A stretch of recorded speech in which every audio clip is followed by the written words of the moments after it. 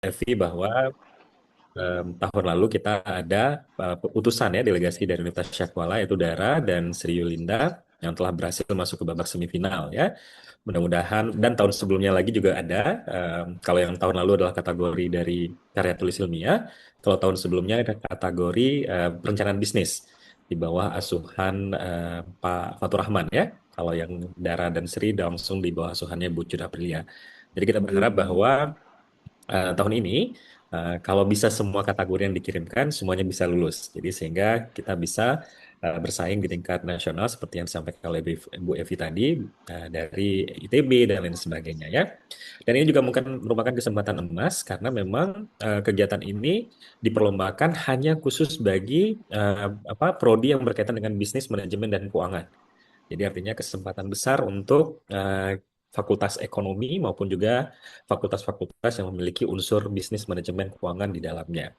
Nah, mungkin kalau yang kompetisi lain seperti PKM gitu ya atau P2MB sifatnya lebih terbuka untuk seluruh prodi, tapi khusus untuk kompetisi ini memang dikhususkan bagi bidang bisnis manajemen dan keuangan.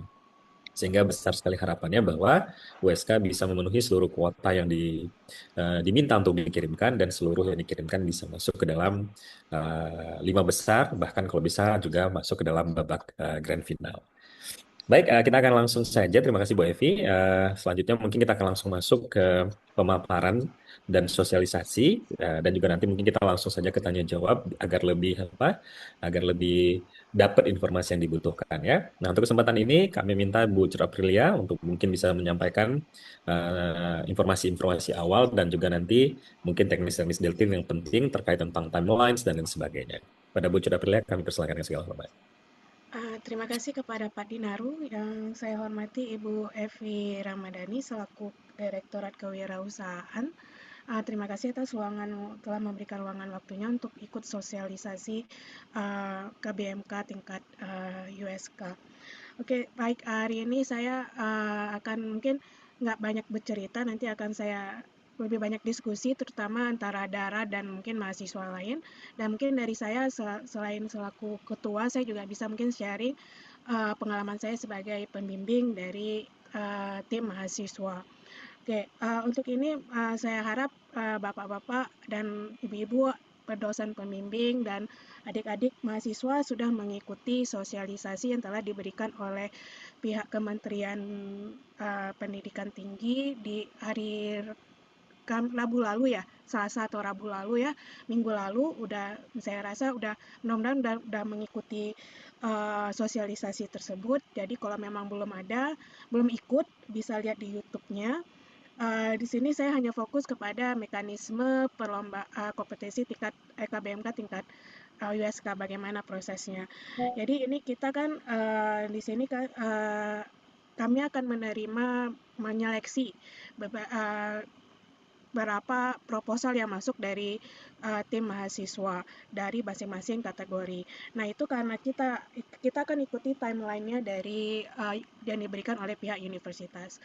Kita sudah mendaftarkan mahasiswa yang ikut kompetisi itu di minggu pertama bulan Mei. Jadi, kami harapkan proposal yang sudah masuk di tingkat tingkat USK itu setidaknya di minggu kedua yaitu minggu depan ya, yaitu saya pikir tanggal 18 April ya. 18 April udah masuk proposalnya. Itu nggak mesti selesai, cuman mungkin sekitar 70%. Ya, tadi saya udah diskusi dengan Pak Dinaru selaku wakil pengelola juga. Kalau rasanya dalam 2 minggu menyiapkan atau 3 minggu menyiapkan final itu rasanya tidak mungkin, itu terlalu mendesak. Jadi kami memberikan kesempatan 70% aja dari proposal yang mungkin nanti kami akan menilai ide bisnisnya, ide kreatifnya apakah sudah sejalan dengan topik yang diberikan oleh KBMK ya. Jadi tidak perlu final sekali, cuma 70%-nya aja. Nanti kalau memang udah lolos uh, di tingkat USK, nanti baru bisa diselesaikan seperti membuat video, terus bagi perencanaan bisnis dilengkapi kekurangannya seperti RAB-nya, yang lainnya itu bisa di minggu ketiganya ya. Jadi nanti tanggal 18 submit proposal ya, 70% aja.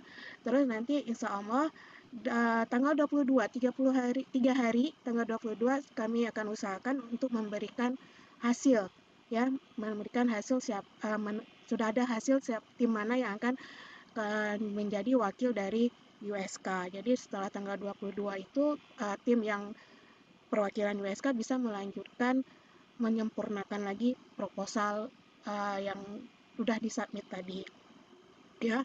Nanti mengenai mekanisme pengiriman mekanisme submit proposalnya, dia akan dikabarkan oleh diinformasikan oleh Pak Ferdian, staf dari Direktorat Kewirausahaan, ya. Tadi awalnya dari G-Form, ya, nanti akan diberikan link G-Formnya untuk mensubmit uh, proposalnya. Terus itu saya selaku ketua pengelolanya, dan mungkin untuk sharing dosen pembimbing yang karena di sini dosen pembimbing itu uh, perannya sangat kecil, ya Bapak, karena kita juga dipilih oleh mahasiswa. Jadi bukan kita yang memilih seperti kalau perlombaan lain, kewirausahaan lain, kita memilih mahasiswa, kita mengajak mahasiswa untuk ikut perlombaan ini, tapi ini semuanya inisiatif dari mahasiswa semua.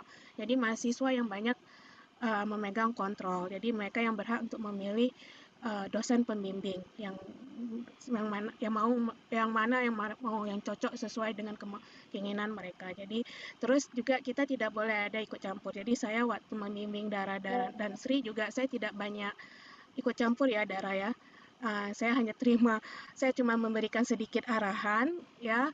Kalau nggak salah saya hanya memberikan teori aja, inspirasi teori, dan Dara dan Yulinda yang mengeksekusi teori tersebut ke ide-ide karya mereka. Jadi memang di sini sangat menguji kreativitas mahasiswa. Jadi tanpa ada ikut campur tangan pembimbing yang tanpa ada ikut campur tangan pembimbing lah, ya, sedikit sekali peran pembimbing di sini. Bahkan dulu waktu saya ke grand final itu pun ada tim mahasiswa yang tidak ada pembimbingnya, ya, pembimbingnya tidak ikut, ya. Jadi itulah maksudnya sekecil itulah peran peran dosen pembimbing di kompetisi ini karena memang benar-benar pure mahasiswa, ya. Jadi mungkin itu aja dari saya. Mungkin Pak Dinaru sekali sebagai wakil pengelola mungkin ada yang mau ditambahkan Bapak, atau di-sharing bagaimana pengalaman Bapak waktu membimbing. Bapak juga ikut membimbing, Pak Dinaru dulu tahun lalu ikut membimbing ke kategori perencanaan bisnis, ya Pak, ya. Mungkin bisa membagi juga, ada yang mau ingin dibagikan atau di-sharing kepada mahasiswa atau dosen pembimbing lainnya, Pak, kepada Bapak. Mungkin ada, silakan. Ya, terima kasih Bu Citra Aprilia atas Hmm. sambutan dan pemaparannya. Baik, Bapak Ibu dan adik-adik semuanya, seperti yang disampaikan tadi untuk timeline internal yang disampaikan oleh Bu Citra Aprilia bahwa submit proposal internal kita adalah pada tanggal 18 April. Nah, mengingat waktu yang sangat terbatas, kami pahami bahwa tidak akan mungkin kita mengharapkan harus dibuat secara sempurna. Jadi kita akan melakukan apa namanya seleksi internal itu setidaknya 70% dari proposal yang sudah dapat polanya itu yang akan kita seleksi.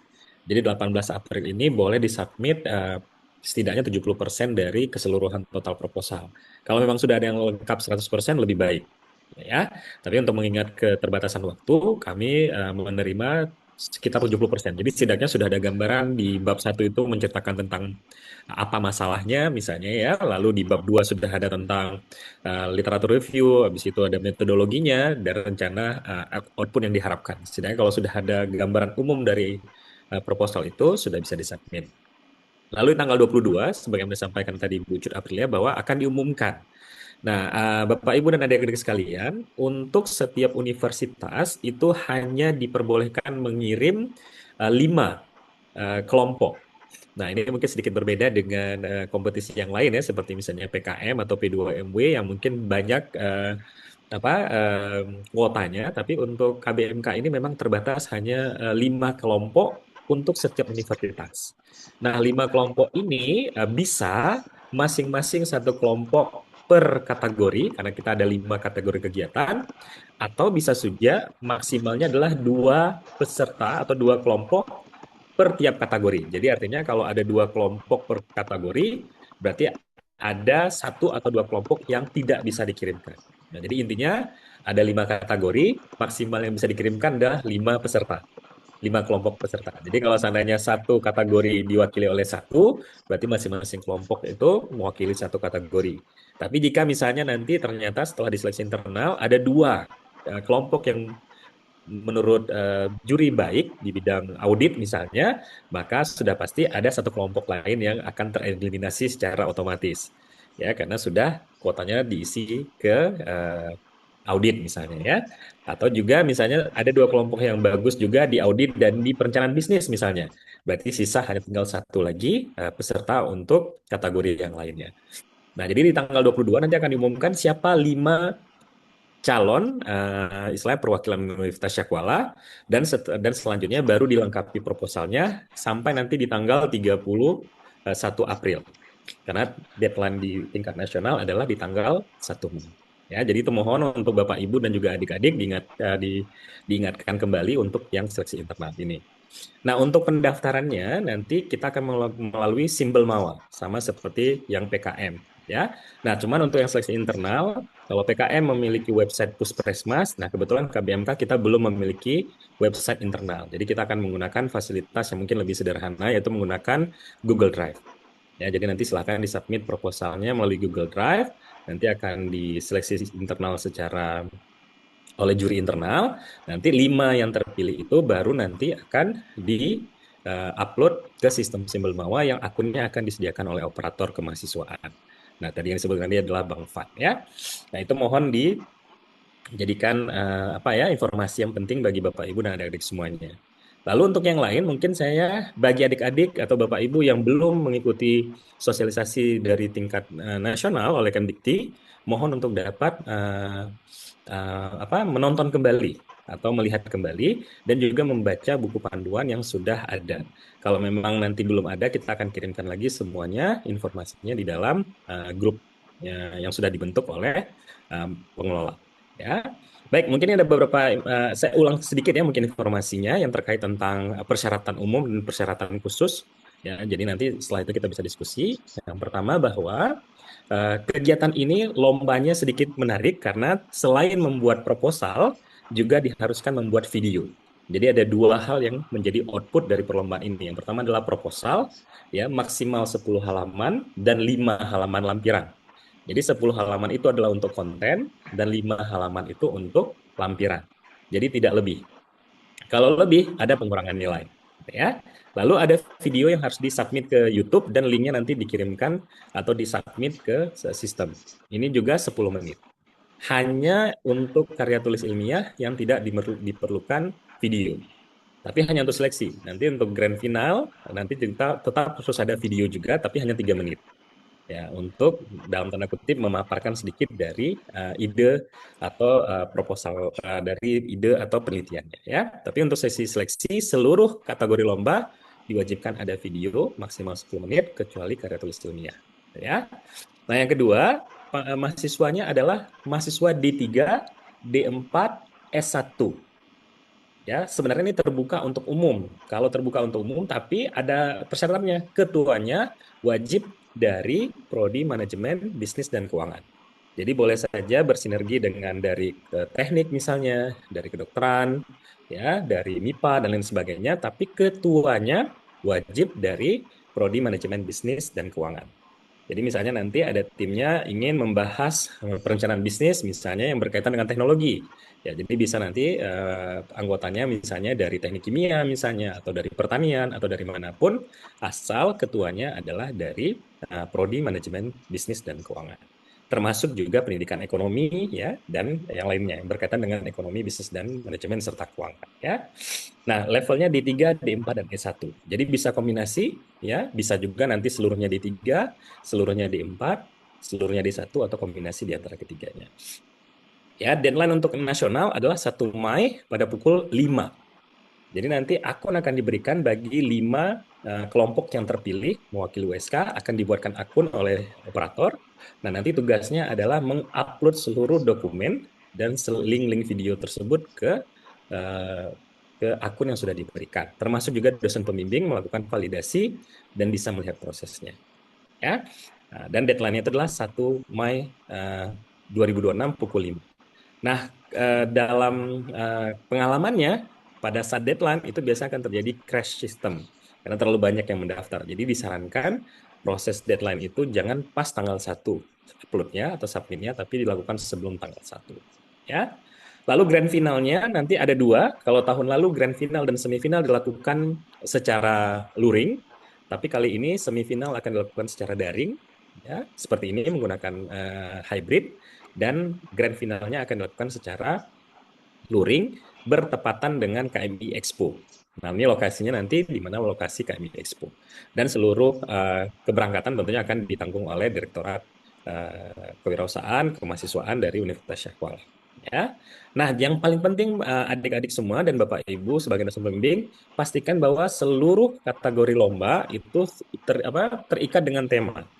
Tema kali ini kata kuncinya adalah pemanfaatan teknologi, yang kedua adalah strategi bisnis adaptif, yang ketiga adalah pertumbuhan usaha berkelanjutan, yang keempat adalah penciptaan nilai dan dampak, yang kelima adalah transformasi digital, dan yang terakhir adalah praktik bisnis yang bertanggung jawab. Jadi pastikan seluruh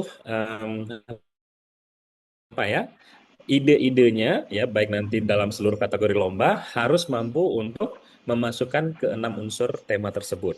Dan jangan lupa juga harus dikaitkan dengan SDGs yang ke-12, yaitu tentang pola konsumsi dan produksi yang bertanggung jawab dan berkelanjutan. Jadi itu adalah kata kunci poinnya. Ini khususnya bagi yang karya tulis ilmiah ya. Tapi karya tulis ilmiah nanti ada poin tambahan lagi. Harus sesuai dengan RPJMN 2026 sampai 2029. Nah, apa itu RPJMN 2026? Itu nanti akan membahas di dalamnya tentang hilirisasi sumber daya alam misalnya, lalu ada industri padat karya terampil, ada industri padat teknologi, inovasi, dan berkaitan dengan pengembangan industri dasar. Jadi nanti tema-temanya atau nanti pembahasannya harus terkait tentang hal itu, khususnya untuk karya tulis ilmiah. Tapi kalau yang untuk yang lain, perencanaan bisnis, audit investigatif, ya, lalu ada nanti komersialisasi riset dan lain sebagainya, termasuk riset investasi, pastikan bahwa sesuai dengan tema tadi. Ya, lalu ada 5 kategori lomba. Jadi teman adik-adik semua bisa memilih kategori lomba yang mana, dan satu kelompok hanya boleh memilih satu kategori. Jadi tidak boleh nanti, wah saya mau ikut 2 kategori ini, perencanaan bisnis atau dan juga audit investigatif, tidak boleh. Ya, untuk dosen pembimbing boleh membimbing lebih dari satu kategori, tapi maksimal hanya 2. Jadi misalnya, ya misalnya contohnya di sini siapa namanya nih? Ervanda misalnya ya. Dosen pembimbingnya misalnya Bapak A gitu ya. Jadi Bapak A boleh nanti membimbing kelompoknya Ervanda dan satu lagi misalnya kelompoknya Altaf. Ya, tapi kategorinya dimaksimalkan hanya 2. Jadi kalau misalnya Ervanda ngambil audit, Altaf berarti hanya bisa mengambil satu kategori lain, misalnya perencanaan bisnis. Nah, tidak boleh misalnya nanti Mira punya karya tulis, nah, Pak A membimbing juga nggak boleh karena sudah lebih dari 2 kategori. Nah, di kategori yang sama tidak dibatasi jumlah kelompoknya. Jadi misalnya di kategori perencanaan bisnis, maka Bapak A bisa membimbing lebih dari 2 atau 3 kelompok. Silahkan. Karena nanti yang menjadi penentuannya adalah hanya dipilih 5 kelompok yang mewakili USK. Ya. Nah, untuk pesertanya, seluruh peserta, seluruh kategori maksimal 3 peserta kecuali karya tulis ilmiah. Maksimalnya hanya 2 peserta. Jadi selain karya tulis ilmiah, semuanya boleh maksimal 3 peserta. Kalau kurang boleh, Pak. Boleh, tapi sebaiknya jangan. Kenapa? Karena nanti kalau tiba-tiba ada salah satu yang tidak bisa berhadir pada saat grand final atau semifinal, bisa gugur kelompoknya. Karena di grand final nanti diperbolehkan kalau seandainya ada satu yang tidak hadir. Misalnya apakah sakit atau sedang ada kegiatan dan lain sebagainya, diperbolehkan, artinya bisa tetap lanjut ya asal kelompoknya paling tidak ada 2 orang. Ya, kecuali karya tulis ilmiah. Kalau karya tulis ilmiah wajib dua-dua dalam keadaan sehat walafiat sampai akhir hayat. Ya, kenapa? Karena maksimalnya adalah 2 orang yang minimalnya adalah 2 orang yang boleh tampil pada saat semifinal sama grand final. Jadi bagi kelompok yang lain, kalau memang bisa sampai 3, kalau bisa 3. Ya, kenapa? Nanti kalau seandainya salah satu ada yang berhalangan hadir pada saat semifinal atau grand final, tetap bisa melanjutkan untuk ke babak selanjutnya. Ya. Jadi selain karya tulis ilmiah, boleh 3 maksimal. Nah, lalu untuk karya tulis ilmiah tidak ada, maaf, untuk makalahnya tidak ada format khusus yang dibatasi hanya jumlah maksimal halaman. Untuk konten adalah 10 halaman, untuk lampiran adalah 5 halaman maksimal. Jadi artinya lampiran itu di luar konten. Jadi nanti itu adalah strategi kalian dalam menulis makalah. Ada yang mungkin nanti, wah ini terlalu panjang nih, kita geser ke lampiran. Wah ini lampirannya penting dan bagus, pendek, masukkan ke konten body halaman. Itu adalah bagaimana strategi kalian dalam menulis. Yang diatur hanya jumlah maksimal halaman, lalu fontnya Times New Roman, dan spasinya 1,15. Selebihnya tidak ada. Namun demikian, karena ini adalah bersifat ilmiah, kalau bisa template dan formatnya mengikuti template karya tulis ilmiah. Nah, contoh misalnya untuk bagian analisa riset investasi, gunakan equity report form yang dikeluarkan oleh BI misalnya, Bursa Efek Indonesia. Download, lihat bagaimana template-nya, gunakan template itu. Itu juga dengan perencanaan bisnis, ya lihat bagaimana pembuatan misalnya studi kelayakan bisnis, ambil formatnya, buat untuk makalah kalian. Ya, tapi secara umum tidak disediakan template yang khusus untuk masing-masing kategori lomba. Ya. Nah, untuk video juga sama. Video tidak ada format khusus. Yang penting tidak lebih 10 menit dan tanpa jeda. Ya, tanpa jeda itu artinya maksudnya jangan nanti videonya setengah berhenti atau apa gitu ya. Jadi 10 menit itu tanpa jeda. Bukan berarti juga 10 menit itu ngomong semua, enggak. Tapi artinya tanpa jeda di sini bisa nanti dengan visual, dengan data, gambar, nanti diisi dengan pemaparan dan seterusnya. Tapi artinya dia tanpa jeda dan pembatasannya maksimal. Jadi kalau lebih misalnya satu halaman dipotong 3,5 poinnya. Lebih 1 menit videonya dipotong 3,5 poinnya. Dan semua ini sudah ada di buku panduan, nanti bisa dilihat ya. Lalu untuk masing-masing kategori, untuk babak semifinal akan dipilih 12 kelompok terbaik untuk setiap kategori. Jadi ini kesempatannya besar ya, 12 kelompok kategori ya. Maaf, 12 kelompok untuk tiap kategori untuk masuk ke semifinal. Nah, nanti untuk grand final akan dipilih 5 kelompok terbaik untuk setiap kategori. Jadi untuk final itu bakal ada 25 kelompok, karena ada 5 untuk tiap-tiap kelompok. Nah, 5 dari tiap-tiap kelompok itu akan dipilih 3 juara. Tapi 5 yang masuk grand final, kelima-limanya mendapatkan penghargaan. Ya, dan yang menjadi juara adalah 3 dari 5 tersebut. Jadi artinya kalau kalian sudah masuk ke grand final, pada dasarnya kalian sudah juara. Hanya tinggal memperebutkan posisi juara 1, juara 2, dan juara 3. Ya, jadi juara 1 sampai juara 5-nya itu dianggap sudah juara, sudah mendapatkan penghargaan. Ya. Nah, kalau untuk masing-masing kategori yang bisa saya dapatkan dari hasil pertemuan kemarin sosialisasi, ya, untuk perencanaan bisnis, nih bagi yang mengambil perencanaan bisnis, mohon dicatat, gunakan analisa wajib yang diminta oleh Dewan Juri. Ada 3. Yang pertama adalah analisa PESTEL, itu wajib. Yang kedua namanya VPC. Ya, VPC itu dia hampir sama dengan BMC, Business Model Canva, tapi kalau VPC lebih ke Value Proportion Canva. Bedanya apa? Ada bedanya. Nanti bisa dilihat apa bedanya BMC dengan VPC. Tapi secara template dia mirip. Yang berbedanya itu kalau VPC dia lebih ke idea, kalau BMC dia lebih sudah ke execution. Ya, analisa pestel. Jadi 3 itu wajib. Jadi wajib ada di luar dari aspek-aspek yang lain seperti misalnya aspek keuangan, aspek teknologi, marketing dan lain sebagainya ya. Lalu nanti video wajib menggunakan bahasa Indonesia, namun ada subtitle bahasa Inggris. Nah, jadi jangan nanti berpikir, wah makalah udah siap, santai-santai. Enggak, masih ada kerjaan berikutnya. Membuat video dan juga mengedit video dan lain sebagainya. Nah, sebagai kompetisi acuannya, bisa nanti melihat Hold Price Challenge atau Hold International Business School. Ya. Nah, bagi yang mengambil riset investasi, ya, nanti kasusnya, bukan kasus ya, emitennya akan diberikan. Jadi misalnya nanti tolong analisa saham, misalnya PT Indofarma misalnya. Nanti akan diberikan narasi skenario kisahnya. Itu yang dilakukan analisanya. Apa yang harus dilakukan? Yang pertama adalah mendeskripsikan bisnisnya. Yang kedua, memberikan gambaran industrinya. Yang ketiga, memberikan posisi kompetitif pasarnya. Ya, lalu memberikan ringkasan investasinya, memberikan valuasi, analisa keuangan, analisa risiko, dan aspek ESG, Environmental, Social, and Government, atau tata kelola. Itu yang harus kalian bahas di dalam analisa riset investasi. Selain itu, di akhir nanti berikan kesimpulan. apakah em, apa namanya saham itu layak untuk dibeli sebagai investasi atau tidak. Kalau layak, kenapa? Kalau tidak, kenapa? Nah, nanti levelnya berbeda. Level em, seleksi yang sekarang, kalian nanti diminta perbandingannya nasional. Jadi perusahaan sejenis di level nasional. Nanti begitu masuk semifinal, dia akan minta bagian ASEAN.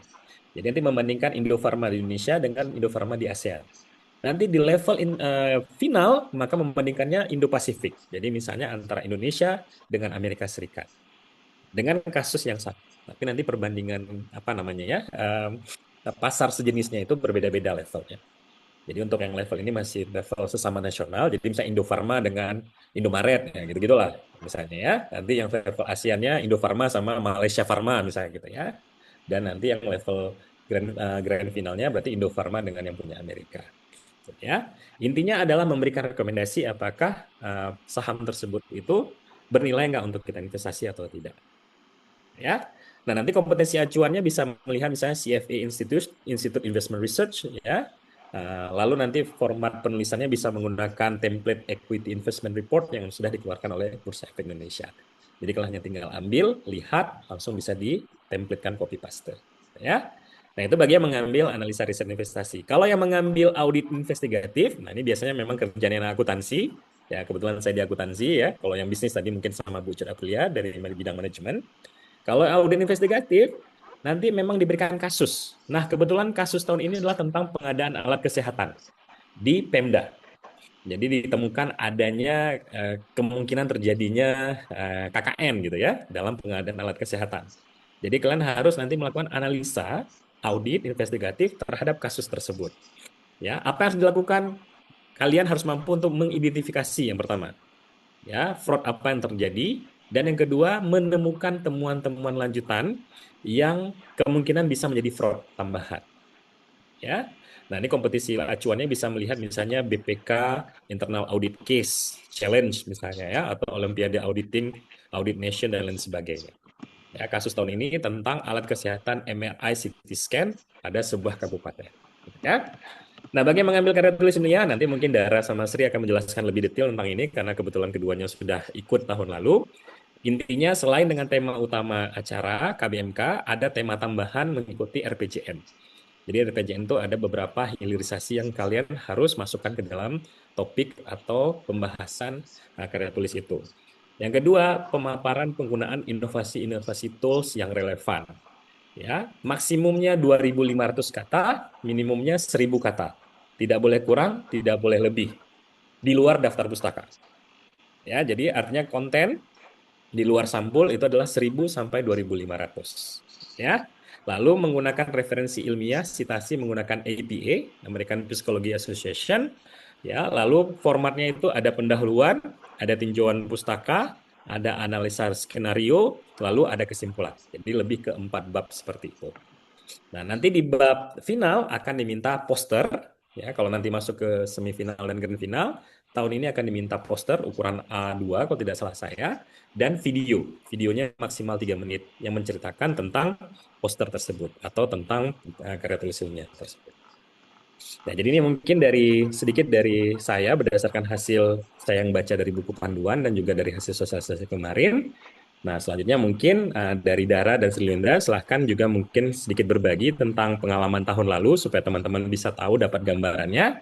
Lalu nanti kita lanjutkan juga dengan sesi tanya jawab. Ya, silakan Dara dan Sri.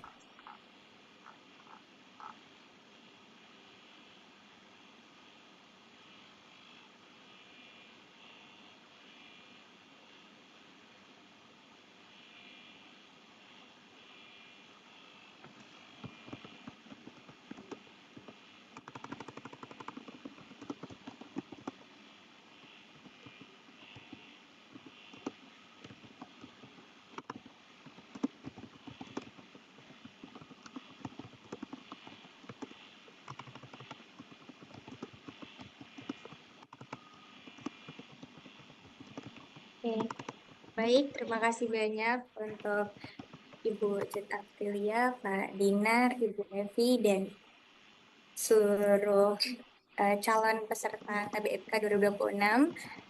Tentunya sebelumnya kami ingin perkenalkan terlebih dahulu. Perkenalkan saya Dara Abdi. ini saya merupakan tim dari Idealis Muda bersama ketua tim saya, Sri Linda Sariwaru.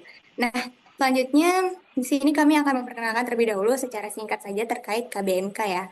Nah, apa sih KBMK itu? KBMK itu adalah kompetisi mahasiswa nasional di bidang ilmu manajemen, bisnis, dan keuangan, yang dimana di sini kita diajarkan untuk mengevaluasi kemampuan akademik kita, yang juga untuk bisa mengajarkan kita bagaimana caranya mendekatkan kemitraan antara akademisi, dunia usaha, dan juga pemerintah.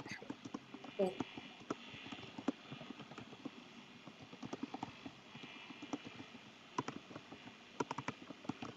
Oke, selanjutnya ada subbidang KBMK sendiri, seperti yang sudah dijelaskan oleh Pak Dinar tadi. Ada kompetisi di bidang perencanaan bisnis, desain investasi, keuangan audit investigatif, bidang komersialisasi riset dan teknologi tepat guna, serta yang terakhir kompetisi bidang penulisan karya tulis ilmiah.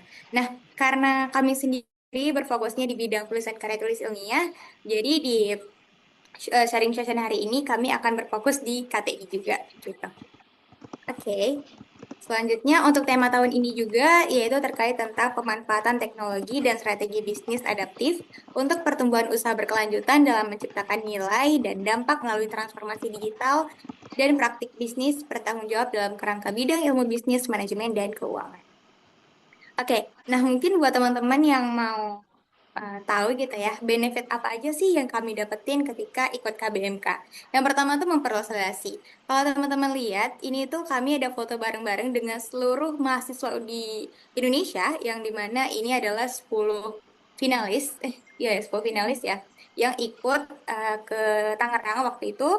Dan alhamdulillahnya kami dapat terbaik nasional 5 dan ini ada yang dari Universitas Dian Nusantara, ada yang dari ITB, UGM, ada UI, ada Undip juga. Pokoknya di situ kita bisa saling ini ya, saling memperbanyak relasi juga gitu. Nah, kami juga alhamdulillahnya itu dapat mengembangkan soft skill kami dalam hal problem solving karena ya untuk penulisan karya tulis ilmiah ini pun secara tidak langsung kami harus tahu permasalahannya apa. Lalu selanjutnya kami juga harus tahu dari permasalahan ini kira-kira kami ingin mengatasinya itu seperti apa gitu. Nah, tidak lain tak bukan juga dengan adanya KBMK ini juga kami juga malah terlatih public speakingnya nih, public speaking dan juga manajemen waktu. Karena lumayan juga ya eh, ininya untuk deadline-nya itu tidak terlalu jauh-jauh banget. Jadi pintar-pintar kita untuk mengatur waktunya juga. Dan kalau alhamdulillahnya kita lolos ke final, itu kita tuh udah pasti menang ya biasanya ya. Karena ada 5 finalis juga kemarin dan alhamdulillah lima-limanya menang dan ada dapat uang pembinaan. Nah, yang terakhir mungkin ini tapi tergantung dari prodi masing-masing. Jikalau kita menang sampai ke finalis, itu kita dapat bebas KKN gitu. Oke, selanjutnya untuk alur seleksinya sendiri, itu ada seleksi proposal. Nah, itu ada yang seleksi internal kampus, lalu selanjutnya seleksi dari, selanjutnya setelah udah dapat perwakilan kampusnya, kita itu seleksi dari seluruh Indonesia-nya, gitu. Nah, lalu ada seleksi video dan poster. Nah, seleksi video poster ini bisa termasuk dari seleksi semifinalis ya. Nah, di sini kita bikin poster dan juga video dari hasil proposal kita. Nah, lalu selanjutnya baru di orasi ilmiah ini kita adalah masuk seleksi final. Di sini kita mempresentasikan hasil proposal kita secara singkat tapi juga mendalam. Nah, ini teman-teman, sewaktu kami lagi gallery show, kami itu mengangkat terkait rubber polish ya. Rubber polish ini tuh semir sepatu dari biji karet. Nih, ini waktu kami lagi gallery show, ini kami ada bersama Dewan Juri, waktu itu ditanya-tanya. Ini tuh cuman belum termasuk penilaian sih ya. Penilaian tuh kalau untuk semifinal tuh ada di bagian video sama di bagian poster. Nah, ini tuh cuma lebih ke kayak pameran aja gitu. Nah, terus juga yang terakhir ini ada foto kami waktu lagi presentasi. Ini penentuan finalnya gitu. Lalu selanjutnya tips and trick dari bidang karya tulis ilmiah ini akan dijelaskan oleh teman saya Sri Linda Sariwaru. Oke, untuk selanjutnya kita masuk kepada tips and trick. Nah, jadi seperti yang tadi sudah sempat dikatakan ya bahwa bidang yang kami ikuti di tahun lalu itu adalah bidang karya tulis ilmiah. Nah, jadi mungkin untuk tips and trick yang bisa kami berikan di sini lebih spesifik ke arah bidang karya tulis ilmiah ya, teman-teman. Nah, jadi adapun tips and tricknya itu apa aja sih? Yang pertama, teman-teman perlu untuk mencari permasalahan yang tepat.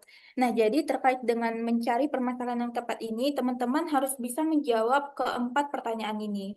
Nah, yang pertama itu, apa permasalahan yang ada sehingga perlu dilakukan penelitian? Nah, jadi teman-teman perlu untuk mengidentifikasi apa sih sebenarnya permasalahan yang ada itu sehingga teman-teman harus melakukan penelitian terhadap permasalahan yang teman-teman dapatkan itu tadi. Nah, kemudian yang kedua, tentu kita memerlukan data nih untuk penelitian kita. Maka kita perlu harus memastikan bahwa apakah kita itu bisa untuk memperoleh data yang kita perlukan untuk penelitian kita nanti. Nah, kemudian yang ketiga di sini, apakah memungkinkan untuk kita mendapatkan izin penelitian? Nah, jadi kalau dalam konteks tim kami kemarin, kami kan membahas mengenai pengelolaan limbah biji karet dari pengelolaan limbah biji karet menjadi sumber sepatu. Nah, di situ untuk mendukung data kami melakukan observasi, kemudian juga kami melakukan wawancara dengan petani karet yang ada di tempat kami melakukan penelitian. Nah, jadi tentu kita perlu untuk mendapatkan izin, apakah kita bisa melakukan wawancara terhadap petani karet tersebut, apakah kita bisa melakukan observasi di tempat penelitian kita tersebut. Nah, kemudian yang terakhir di sini yang keempat, apakah kita mampu untuk melakukan penelitian tersebut dari segi biaya, waktu, dan juga tenaga. Nah, ini menjadi satu hal yang penting. Mengapa? Karena kalau kita tidak memastikan dari awal apakah kita mampu dari segi biaya, waktu, dan tenaga untuk melakukan penelitian itu, maka kemungkinan nanti di pertengahan kita akan stuck karena dari awal kita tidak memvalidasi terlebih dahulu nih apakah memungkinkan untuk kita melakukan penelitian tersebut. Nah, tentu kalau misalkan kita stuck di tengah itu pasti akan memakan waktu yang banyak lagi ya kalau misalkan kita harus melakukan pengulangan lagi dari awal. Nah, kemudian selanjutnya ini terkait dengan pencarian ide ya. Mungkin dari teman-teman ada yang masih bingung nih gimana gimana sih cara pencarian ide. Teman-teman nggak perlu khawatir karena pada dasarnya dulu tim kami juga ada di posisi teman-teman sama-sama pernah kebingungan untuk mencari ide, terutama karena kebetulan komposisi dari tim kami juga dua-duanya anak manajemen, jadi lumayan menantang begitu dalam pencarian idenya. Nah, jadi mungkin berdasarkan pengalaman kami bisa bisa share terkait dengan bagaimana sih proses dalam pencarian ide itu sendiri. Nah, jadi tadi kan sudah dikatakan bahwa teman-teman perlu untuk mencari permasalahan yang tepat. Nah, jadi teman-teman tidak perlu melihat dalam lingkup yang terlalu jauh. Mungkin teman-teman bisa memulai dari permasalahan yang ada di lingkungan sekitar teman-teman. Nah, jadi kebetulan pada saat proses penyusunan makalah ini tuh kemarin waktu libur semester ya. Jadi kebetulan saya juga lagi ada di kampung, lagi ada di rumah, dan kebetulan juga saya asalnya dari Sibolga, tepatnya di Kabupaten Tapanuli Tengah, Sumatera Utara. Nah, jadi mungkin teman-teman ada yang tahu ya. Jadi di daerah saya itu banyak limbah, banyak perkebunan karet. Jadi saya melihat bahwa di sekitaran perkebunan karet itu banyak biji karet yang terbuang gitu aja tanpa ada pengolahan pengolahan lanjutan dan tumpukan dari limbah ini pada akhirnya memberikan permasalahan lingkungan seperti menjadi sarang hama yang mungkin akan merusak ekosistem dari perkebunan karet itu sendiri. Nah, ketika saya melakukan observasi, saya sudah dapat nih masalahnya di mana biji karet itu tidak dimanfaatkan secara optimal dan biji karet itu terbuang sia-sia. Nah, kemudian saya memvalidasi kembali kemudian saya memvalidasi kembali nih dengan data. Nah, di sini kita perlu melakukan studi literatur. Nah, jadi kalau untuk bidang karya tulis ilmiah itu sangat penting ya untuk melakukan studi literatur. Kita harus banyak membaca dari berbagai sumber supaya apa yang kita cantumkan itu sumbernya valid dan tidak asal-asal kita tulis. Nah, jadi di sini setelah kami melakukan studi literatur, kami mendapati bahwa ternyata berdasarkan data dari Badan Pengkajian dan Pengembangan Perdagangan, kami mendapati bahwa ternyata di Indonesia potensi produksi biji karet itu mencapai hingga 17,9 juta ton. Namun ternyata hanya sekitar 25% saja yang dimanfaatkan sebagai benih. Sedangkan sisanya sekitar 75% lagi itu terbuang begitu saja. Nah, tentu ini data yang kami peroleh ini menjadi satu hal yang semakin memperkuat permasalahan yang telah kami dapatkan berdasarkan observasi kami tadi ini. Nah, jadi kemudian selanjutnya berdasarkan pada permasalahan itu tadi, akhirnya kami memberikan solusi. Nah, solusi berdasarkan masalah yang telah kami dapati tadi. Untuk solusi yang teman-teman berikan di sini harus merupakan solusi yang inovatif. Jadi, solusinya harus mengandung inovasi. Nah, jadi kan tadi kami mendapati nih masalah bahwa limbah biji karet itu tidak dilakukan pengolahan secara maksimal karena dia terbuang gitu aja di sekitaran perkebunan karet. Kemudian kami akhirnya memberikan inovasi berupa produk rubber polish, yaitu inovasi sumber sepatu nabati berbasis biji karet sebagai solusi hilirisasi limbah perkebunan yang terabaikan untuk perkembangan industri kimia nasional. Nah, jadi di sini kami menghadirkan inovasi nih. Kalau biasanya kan sumber sepatu yang kita temui di pasaran itu terbuat dari bahan kimia ya. Jadi kami di sini memberikan inovasi dengan mengganti bahan kimia tersebut dengan biji karet tadi. Nah, jadi letak inovasinya itu di situ. Jadi teman-teman perlu untuk memperhatikan bahwa solusi yang teman-teman berikan ini juga harus mengandung inovasi. Dan inovasi itu juga tidak harus yang terbaru ya teman-teman, karena berdasarkan pengalaman kami ketika kami di babak semifinal ketika offline, nah Dewan Juri itu ada bertanya mengenai apa referensi utama yang kalian jadikan yang melandasi kalian melakukan pengolahan biji karet ini menjadi sumber sepatu begitu. Jadi apakah memang sudah ada penelitian sebelumnya atau apakah ada jurnal sebelumnya yang mendasari bahwa kandungan di biji karet ini memiliki potensi untuk diolah menjadi sumber sepatu. Nah, jadi itu perlu untuk teman-teman pastikan ya, tetapi eh, tidak menutup kemungkinan juga kalau misalkan nanti teman-teman mendapatkan ide yang baru, teman-teman juga bisa mengajukan ide tersebut dengan syarat teman-teman memang harus prepare bahwa ide yang teman-teman ajukan itu juga disertai dengan kemampuan teman-teman. Nah, kayak seperti ide yang kami berikan ini sebenarnya untuk penelitian sebelumnya itu belum ada sama sekali. Nah, jadi untuk mengimbangi bahwasannya memang ide kami ini meyakinkan gitu. Jadi kami menyatakan kepada Dewan Juri bahwa kami melakukan kolaborasi dengan dosen di lintas fakultas. Jadi pada saat itu kami memang sempat melakukan konsultasi dengan beberapa dosen dari kimia yang berkaitan dengan pengolahan untuk produk kami ini. Jadi teman-teman harus benar-benar bisa pandai-pandai gitu. Maksudnya teman-teman harus benar-benar bisa gitu untuk meyakinkan juri bahwa teman-teman memang memiliki kemampuan gitu untuk melakukan pengolahan terhadap ide teman-teman tersebut. Kemudian selanjutnya di sini teman-teman harus memastikan bahwa gagasan inovatif yang teman-teman berikan itu harus mampu untuk diimplementasikan. Nah, jadi ini suatu faktor yang penting ya, karena Dewan Juri itu mereka tidak hanya menilai seberapa bagus ide yang kita berikan, tetapi mereka juga menilai seberapa logis sih ide yang kita berikan itu untuk diimplementasikan. Nah, jadi teman-teman perlu untuk seperti yang sudah saya mention di pertama tadi ya, bahwa kita perlu untuk memvalidasi apakah kita mampu untuk melakukan penelitian terhadap ide yang kita angkat tersebut. Karena kalau misalkan kita tidak mampu, ya itu tidak akan selesai gitu penelitian kita. Makanya itulah kenapa kita harus bisa untuk memvalidasi dulu di awal apakah kita bisa untuk melakukan penelitian. Dan terkait dengan kemampuan untuk diimplementasikan ini, di proposal makalah nanti teman-teman juga harus benar-benar bisa menyusun makalah agar bagaimana agar ketika Dewan Juri membaca makalah teman-teman, mereka bisa yakin bahwa ternyata memang ide ini tuh ke depannya akan bisa untuk diimplementasikan gitu.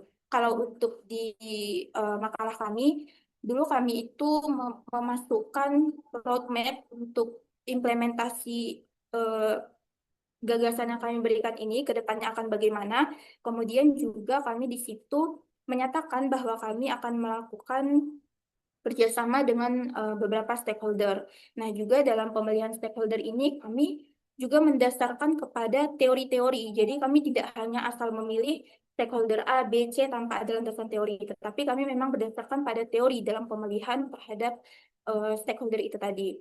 Jadi semakin berdasarkan teori apa yang kita tulis, maka akan semakin bagus pula karya tulis yang teman-teman berikan. Nah, selanjutnya ini mungkin sudah sempat disinggung juga ya tadi bahwa teman-teman harus benar-benar memastikan bahwa judul sesuai dengan tema.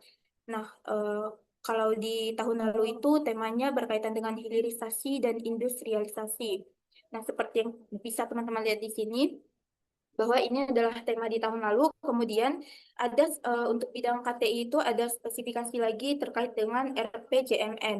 Nah, jadi dia ada fokus terhadap 6 pengelolaan sumber daya ini, dan kami di sini kemarin mengambil yang bagian industri dasar di pengembangan industri kimia.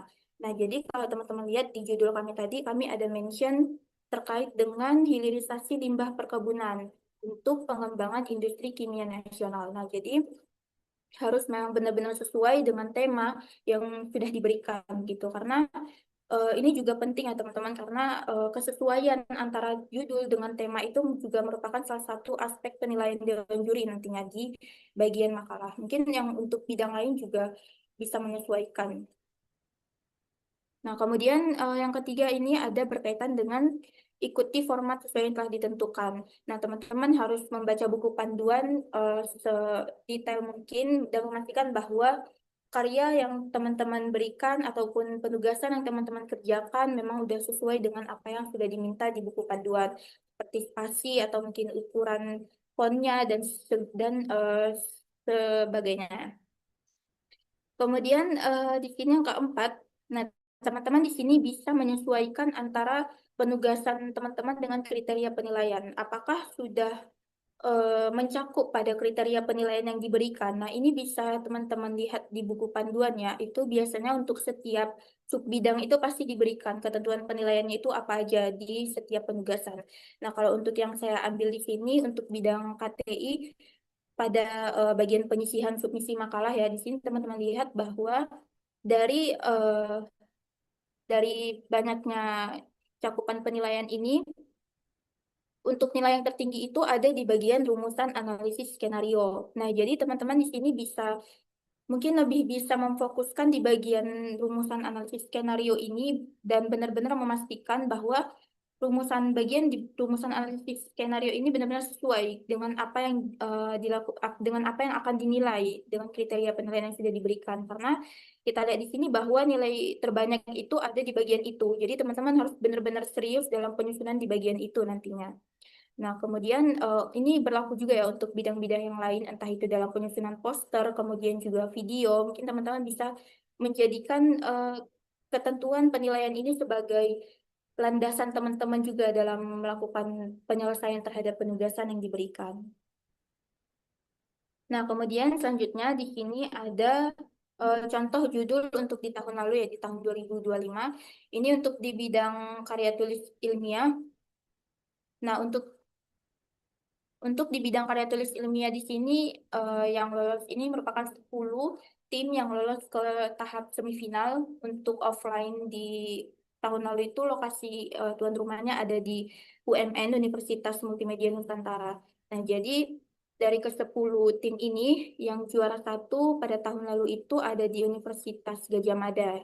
Kemudian juara dua Universitas Diponegoro. Kemudian juara 3 ada ITB, juara 4 ada Universitas Dian Nuswantoro, kemudian juga yang juara kelima ada di tim kami dari Universitas Syah Kuala. Nah, jadi teman-teman juga bisa nih menjadikan contoh-contoh judul yang di tahun lalu itu sebagai bentuk gambaran ataupun inspirasi gitu, referensi gimana sih contoh-contoh ide ataupun judul yang bisa membawa teman-teman yang dari berbagai universitas lain itu sampai ke tahap tingkat nasional atau bahkan sampai menjadi juara 3 besar gitu ya teman-teman. Oke, mungkin untuk yang terakhirnya kami ada video, kurang lebih video dokumentasi selama kegiatan kami di UMN yang itu kurang lebih ada 3 hari ya teman-teman. Jadi dengan kami tampilkan video ini, kami harap ini bisa jadi motivasi bagi teman-teman juga untuk benar-benar serius dalam menjalani proses teman-teman sekarang. Karena ya kalau kita tidak konsisten dalam proses, kita tidak akan mendapatkan hasil yang memang kita targetkan seperti itu ya teman-teman. Jadi di sini kami akan izin menampilkan video.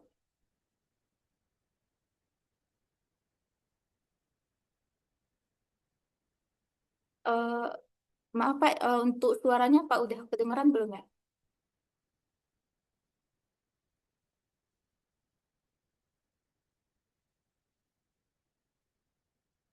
Belum kedengeran ya, Pak? Videonya juga belum muncul ini. Iya, Eh, ini kayaknya ininya harus dimatikan dulu apa? Layarnya kamera dimati. Nah, mm, Di harus di download dulu audionya, habis itu nanti share screen-nya pilih dengan sound, baru keluar audionya. Atau kalau nggak nanti boleh dikirim di grup aja. Jadi teman-temannya bisa lihat langsung nanti download filenya kalau ada filenya.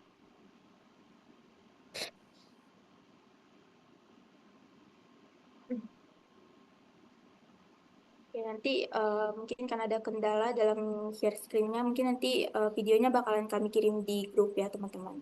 Mungkin itu aja sih yang bisa kami sampaikan di kesempatan sharing ini. Mungkin dari teman-teman ada yang ingin ditanyakan, boleh ditanyakan ya sekarang. Ya, terima kasih Dara dan Sri. Luar biasa sekali ya pengalamannya. Jadi akhirnya kita bisa ketemu dengan banyak orang, berkesempatan untuk dalam tanda kutip jalan-jalan juga gitu ya.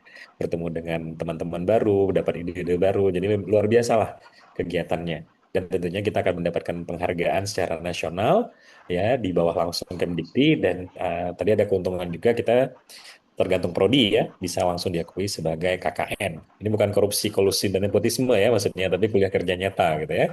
Jangan salah nanti, oh ini bisa KKN nih. Enggak maksudnya ya. Ya, ada beberapa pertanyaan tadi di meeting chat, sudah coba dijawab oleh Bu Cut Aprilia. Ya, tadi saya baca nih pertanyaan-pertanyaan yang sifatnya administratif ya sebenarnya. Jadi itu nanti bisa lagi di buku panduan. Sistem KBMK selama tidak dijelaskan di buku panduan, artinya itu tidak menjadi sebuah kewajiban. Itu lebih ke kebijakan dan strategi gitu ya. Jadi misalnya apakah pemimpinnya harus dari manajemen? Kalau di buku panduan tidak ada, berarti tidak mesti. Ya, tapi intinya jangan lupa karena ini adalah tentangnya bisnis manajemen dan keuangan, kalau bisa dari tiga prodi tersebut atau bukan prodi ya dari rumpun tersebut. Jadi jangan juga nanti misalnya pemimpinnya dari kedokteran misalnya gitu ya, karena itu di luar daripada apa namanya skop kompetisinya. Tapi kalau misalnya pesertanya boleh, kenapa? Karena ketuanya tetap dari eh, apa? Dari bidang atau rumpun ekonomi bisnis manajemen. Terus tadi ya masalah anggota ada yang dua, ada yang tiga maksimal. Bagi yang memang bisa maksimal tiga, gunakan tiga. Nanti ada yang bertanya lagi, dari semester berapa Pak? Semester berapapun, selama masih terdaftar di PP Dikti. Nah, tapi berhati-hati bagi yang semester akhir. Kalau seandainya pada saat grand final ternyata dia sudah wisuda atau sudah terhapus datanya dari PP Dikti, maka otomatis dia gugur. Ya, jadi pastikan misalnya, wah ini udah semester 8 nih, ini lagi buat skripsi, bentar lagi bakal mau sidang gitu ya. Jadi hitung-hitungan. Nah, karena grand finalnya itu direncanakan di minggu kedua September 2026. Jadi kalau kalian yakin bahwa minggu kedua September 2026 kalian belum menjadi pengangguran terdidik, ya artinya belum jadi sarjana, silahkan ikut program ini ya. Tapi kalau misalnya, wah saya ini mau wisuda nih bulan Agustus, berarti nggak usah ikut. Karena sayang teman-teman timnya nanti. Gara-gara satu orang tidak bisa, nanti bisa apa membatalkan tim yang lain. Nah, bagi yang tahun lalu sudah ikut, ya, kalau tidak masuk grand final, silakan ikut lagi. Jadi misalnya, oh Pak, kami tahun lalu udah ikut Pak, apa boleh ikut lagi? Boleh, selama belum masuk ke grand final. Kalau udah grand final bagaimana Pak? Seperti Dara dengan Sri? Boleh, tapi tidak boleh lagi di KTI. Jadi kalau mau ikut, ambil di kategori yang lain. Misalnya bagian perencanaan bisnis dan lain sebagainya. Pak, kami sudah ikut PKM dan lulus. Apakah boleh ikut yang ini? Boleh, karena dia beda sistemnya. Kalau PKM kalian mendapat pendanaan, diberikan uang oleh Kemdikti. Kalau yang ini sifatnya lomba. Kalian nanti kalau misalnya juara, mungkin ada penghargaan dan uang pembinaan. Jadi dia dua hal yang berbeda. Apakah boleh di PKM dibawa ke lomba KBMK? Nah, kalau seandainya sama, boleh mungkin ya. Misalnya contohnya di KBMK, kalian ngambil perencanaan bisnis, misalnya ya, tapi di PKM kalian ngambilnya PKM kewirausahaan. Jadi ada kesamaan, mungkin boleh. Atau misalnya di PKMK kalian mengambil karya tulis misalnya. Di PKM mengambil karya tulis, kalian ingin membawa karya tulis yang sama itu ke KBMK. Tapi jangan lupa, setiap lomba itu punya tema dan juga punya indikator penilaiannya masing-masing. Nah, itu yang harus dijaga. Jadi kalau sama persis pun kemungkinan nanti akan bermasalah di indikatornya. Nah, sekali lagi seperti disampaikan lagi oleh Dara dan Sri tadi, kegiatan setiap lomba itu punya targeted apa yang ingin dicapai. Jadi untuk menguji kemampuan, inovasi, keterampilan kalian. Jadi memang lebih baik walaupun kalian mengikuti lomba A, lulus misalnya, ingin mengikuti lomba B, gunakan inovasi kalian untuk buat produk yang baru. Ya. Oke, ada lagi pertanyaan sebelum kita tutup? Untuk link pendaftaran Google Form-nya, insya Allah malam ini akan disiapkan oleh tim operator. Kalaupun tidak, berarti besok paling telat. Jadi sekarang timnya silahkan diramu gitu ya. Jumpa dosen pembimbing, langsung diskusikan kira-kira ide apa nih Pak akan kita angkat kalau untuk sesuai dengan kategori lombanya. Jadi sebenarnya sekarang tetapkan pilihan dulu mau kategori lomba yang mana gitu ya. Karena terkadang mirip-mirip gitu ya. Kayak tadi misalnya Dara sama Sri ngambilnya tentang biji karet menjadi semir. Nah, itu juga bisa menjadi sebuah ide bisnis untuk perencanaan bisnis misalnya ya. Tapi akan lebih berat kemana titik daripada ide kalian. Kalau memang lebih beratnya ke karya tulis, fokuskan di karya tulis. Tapi kalau seandainya kayaknya ide kita ini setelah diskusi dengan pembimbing lebih berat ke perencanaan bisnis, berarti alihkan ke perencanaan bisnis. Apakah harus ada produk? Tidak, tidak mesti, karena ini kita bukan P2MW. Kalau P2MW itu memang kalau bisa ada prototipe produk. Tapi kalau ini tidak mesti. Tapi sangat diharapkan kalau memang ada prototipe itu lebih baik. Karena itu bisa menjadi nilai jual kalian, keseriusan kalian dalam melaksanakan lomba ini. Kalau sifatnya nggak berbentuk produk, bagaimana Pak? Misalnya dia jasa atau misalnya teknologi, setidaknya ada displaynya. Jadi misalnya kalau misalnya sifatnya jasa, ada display jasanya itu kira-kira bentuknya gimana. Kalau aplikasi, ada gambaran kira-kira bentuk aplikasinya bagaimana. Ya. Oke, ada pertanyaan? Atau ada yang juga ingin tanyakan kepada Dara, atau mungkin kepada Bucut Aprilia, atau memang sudah nyenter-nyenter siapa yang jadi pembimbing, ya. Dari sekarang sudah bisa diskusi, karena waktunya nggak lama lagi. Hanya hitungan minggu. Gimana? Nggak ada? Kalau tidak ada, berarti kita cukupkan. Nah, untuk pertanyaan lain, nanti kita bisa diskusikan di grup. Nah, nanti di grup ini akan ada Dara sama Sri, yang nanti akan menjadi moderator di grup kita. Jadi nanti kalau ada pertanyaan-pertanyaan, kita harap Dara sama Sri bisa langsung apa ya, memfollow up, berbagi eh, jawaban dan pengalamannya. Tapi kalau memang sifatnya sangat teknis dan detail, nanti ada saya, ada Bucut Aprilia, dan juga tentunya ada operator yang nanti juga akan membantu dari sisi teknisnya. Gimana? Ada lagi? Untuk dosen pembimbing juga ini akan memberikan manfaat karena kita akan siapkan SK sebagai dosen pembimbing tentunya yang akan dikeluarkan oleh Direktorat Kemahasiswaan Kewirausahaan. Jadi tentunya Ya, nanti bisa digunakan juga bagi dosen pembimbing, baik untuk BKD misalnya, baik untuk serimun dan lain sebagainya. Ya, bisa untuk kepangkatan dan lain sebagainya. Jadi sebenarnya semua mendapatkan manfaat dalam mengikuti kegiatan ini. Jadi baik pembimbingnya, baik mahasiswanya, baik pengelola, semua kita mendapatkan manfaat. Gimana? Ada lagi yang ditanyakan? Kalau tidak ada, dari Bu Cut, ada lagi Bu yang ingin disampaikan? saya rasa sudah cukup ya, ini udah muasar juga, mungkin nanti bisa dilanjutkan di chat room aja. Oke, baik. Dari Dara sama Sri, ada lagi yang ingin disampaikan? Insya Allah udah aman, Kak. Tidak ada. Baik. Kalau tidak ada lagi, maka kita tutup dan kita cukupkan kegiatan sosialisasi hari ini. Nah, terima kasih banyak kepada Dara dan Sri yang sudah berbagi pengalamannya dan juga kepada Bu Cut Aprilia yang telah menjadi pengelola kita juga ya untuk kali ini yang sudah punya pengalaman masuk ke dalam grand final. Tadi juga sudah ada Bu Evi yang bersama kita. Ya, dan juga tentunya Bapak Ibu calon pembimbing, ya dosen pembimbing, dan juga adik-adik calon dari peserta KBMK. Mulai malam hari ini siapkan seluruhnya. Untuk masalah submit ke Belmawanya nanti kita fokuskan hanya bagi yang 5 yang terpilih. Jadi untuk sekarang fokus hanya untuk internal USK dulu ya. Untuk pertanyaan lebih lanjut silahkan berkomunikasi di grup ya nanti akan direspon. Kalau tidak cepat ya pasti lambat pasti tapi akan direspon gitu ya. Dan selebihnya silahkan dibaca buku panduan atau juga melihat sosialisasi yang diadakan oleh Kemdikti.